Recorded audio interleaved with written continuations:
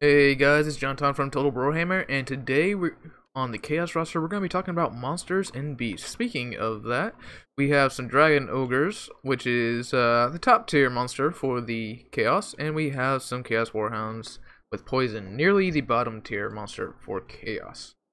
So, Dragon Ogres are anti-large armor piercing. Chaos Warhounds with poison are very fast, good at killing very light infantry like peasants. We're fighting Bretonnia today. So yeah, very good unit. You often see them used together, as the Chaos Warhounds can slow the opponent and take the charge, and then the Dragon Ogres come in, not take that charge, and also fight a weakened opponent. So that's really good. I am pairing them up with another group of Dragon Ogres over here, and a Chaos Sorcerer of Shadows.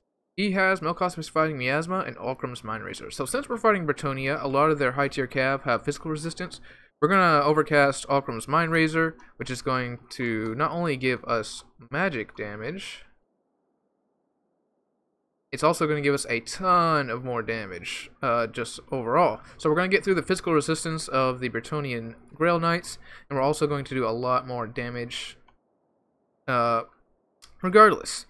Okay, so over here we have the top tier Dragon Ogres here, the Summoners of Rage. Very good unit. They have a magical damage already, they have better stats, and they also have a Chain Lightning that they can summon after being in combat for 60 seconds or so. Maybe it's 90 seconds. The rest of my army consists of Kolek Sun Eater for his anti-large and armor piercing, obviously. 2 Marauder Horsemen with throwing axes. Like I said, you pretty much always need to bring at least 2, I think. And we also have 4 Chaos Marauders to take care of the infantry. My opponent over here has some mounted yeoman archers. Over here in the corner, he actually has some Grail Knights, more Grail Knights right here, and he's got the Companions of Quenelles, which is the Regiment of Renown questing knights back here. That looks like they're guarding, looks like these noble knights are about to go down this path, the desert, and go on a crusade or something, which looks pretty cool, to be quite honest. But they have fire resistance, they also have physical resistance, so magic damage from Ogres Mindrazor will come in handy again there. He's also got 1, 2, 3 peasants, 1 spearman at arms, 3 men at arms with polearms, 2 peasant bowmen with pox arrows, and the beast slayers of Bastogne. He also has a tool to keep me moving forward, a field trebuchet, although I'm not particularly worried about this tool as it is known to be very inaccurate. As you can see, has not done any damage to my army as of yet. He's also got the Fey Enchantress accompanied by a paladin. Looks like he has Earthblood and Dwellers below. So let's see how this goes here. Let's see how using these monsters can really help out the Chaos here. So initially he just has some mounted yeomen. His skirmish ability, although he does have superior skirmish to me, I am not afraid of it at all. Yeoman archers aren't going to be very good against the highly armored Kolek, and the Chaos Marauders with shields are low in value anyway. I'm moving my army more towards the left, trying to cut off these 2 Grail Knights that for some reason he has over here. I guess he wants me to engage with his army first. I'm actually going to do a quick cycle charge with the Chaos Marauders. Pretty good idea. I'm going to send in these Hounds and the Summoners of Rage. And just the Summoners of Rage getting close is almost enough to rout them off here, which is pretty funny. Over here we have the Grail Knights just sitting around here. He's going to start shooting us up here. You know, I'm not worried about it with Kolek. The Summoners of Rage have 45 armor, so I do want to keep them from that kind of fire. Same thing with the Dragon Ogres over here. We're just going to be advancing my Marauders into his infantry. Thankfully, we both brought low tier infantry. And wow, okay, now all of a sudden the Trebuchet hits and does a lot of damage to that one unit. Very interesting. So over here I got my Hounds. Okay, so this is exactly what you want to use Hounds for. So I have my throwing axes right here, throwing into them. I got my Hounds. They are actually trying to get away because they definitely don't want to fight all of this, especially with magic support. They are actually trying to get away, but my Hounds are slowing them down with my poison, and here come the Dragon Ogres to put their anti-large armor piercing all over these Grail Knights. As you can see, he has gotten his Paladin onto my Marauder throwing axes. I'm going to pull them out and have my Chaos Sorcerer go after him. Since he's not actually engaging my Sorcerer, I'll have a good chance. If he actually engaged, my Sorcerer would definitely lose that. I'm going to charge in to stop these Knights from running away, as well as stop these men-at-arms with polearms. But now that I have the magic damage here from Ogres Mindrazor, let's look at the stats of regular Dragon Ogres now. So, they now have magic damage and 154 damage here. Bonus Force is large of 26, they're getting through that magic.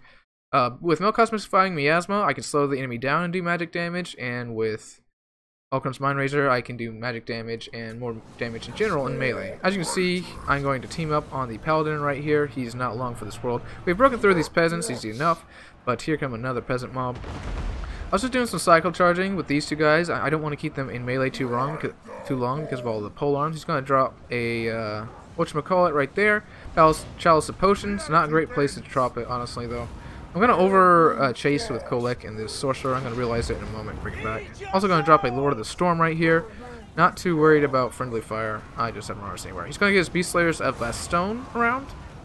And we've taken out one unit of Grail Knights. This unit of Grail Knights is extremely tattered without getting anything done, but we are going to have to pull back here because of the large amount of halberds coming in. The Kolek is on his way back as well as my caster. We're still doing cycle charges with the Summoners of Rage and these Chaos Warhounds with Poison over here.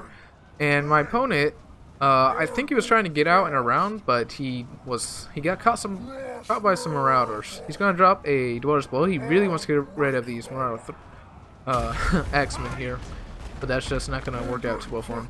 Now here he's getting a fairly good engagement.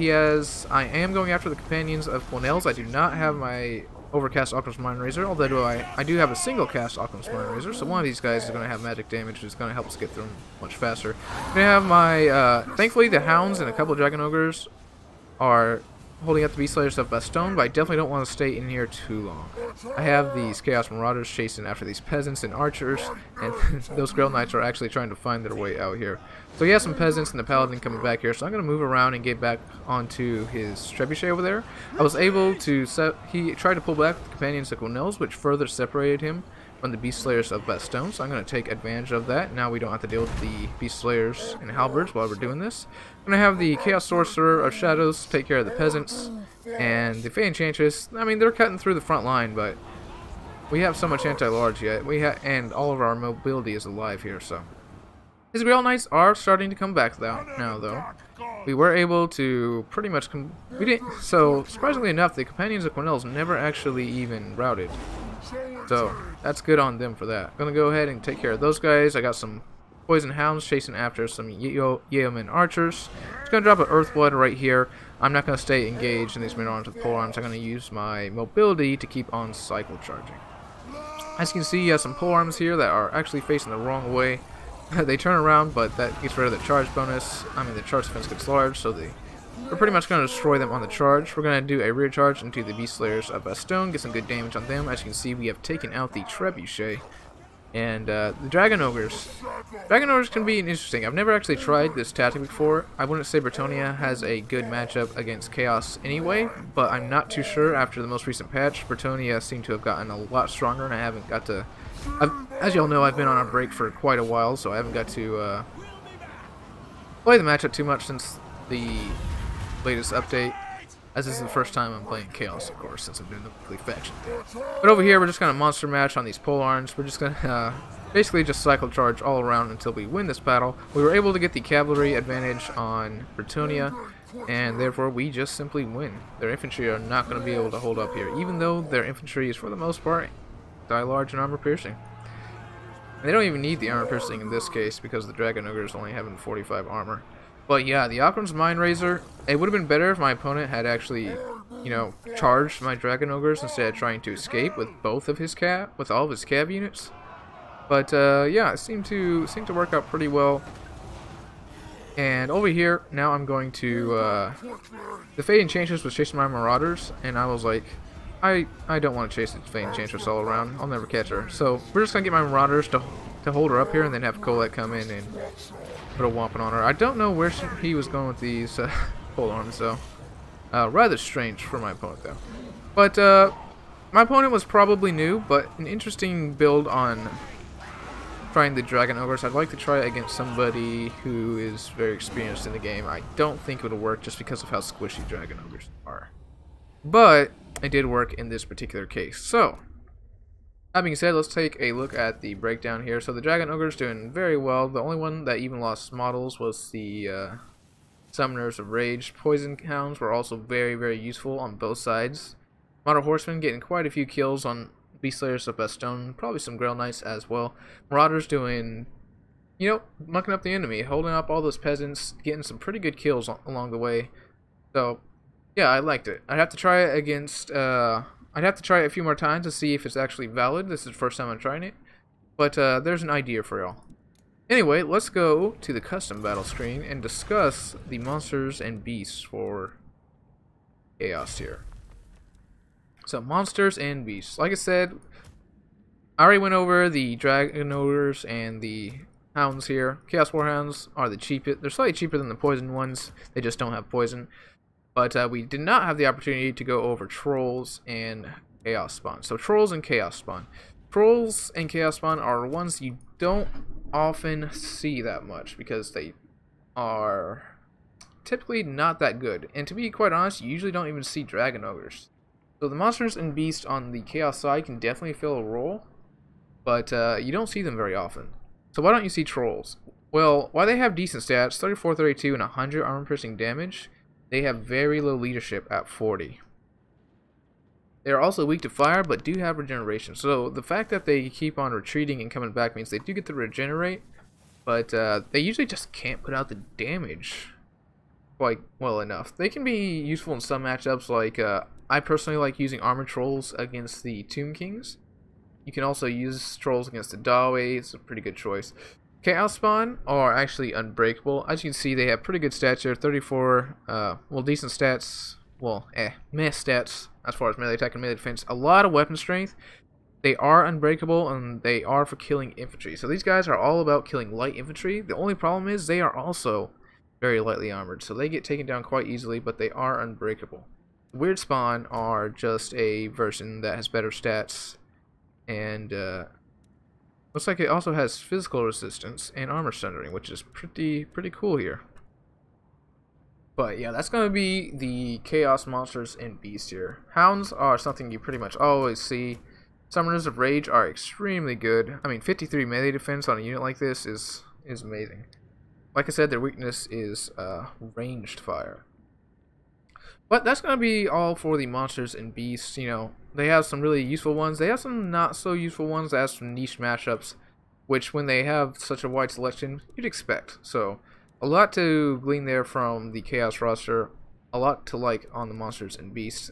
And like I said, even Trolls have certain niche matchups that are good in. And every once in a while, you can bring a Chaos Spawn just to have some fun. Maybe they'd be pretty good against someone like Skaven if they don't bring a lot of ranged.